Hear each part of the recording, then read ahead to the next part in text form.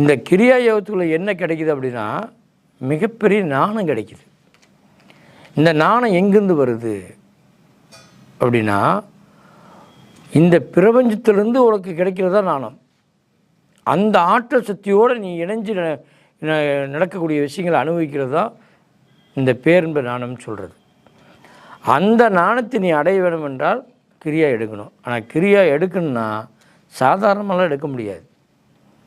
உங்களுக்கு அந்த கொடுப்பனை இருக்கையை உயிர்த்து கொள்வதற்கும் இந்த பேரின்ப கடலில் மிதங்கி கொண்டிருப்பதற்கும் பலவிதமான ஆற்றல் சக்தி நமக்கு கிடைப்பதற்கு இந்த கிரியா யோகம் மிகப்பெரிய உதவியாக இருக்குது. இது இறைவனே படைக்கப்பட்டதுன்னு தான் சொல்லணும். அதனால் நிச்சயமாக இந்த கிரியா யோகத்தை ஒவ்வொருவரும் கற்றுக்கொள்ளுங்கள்.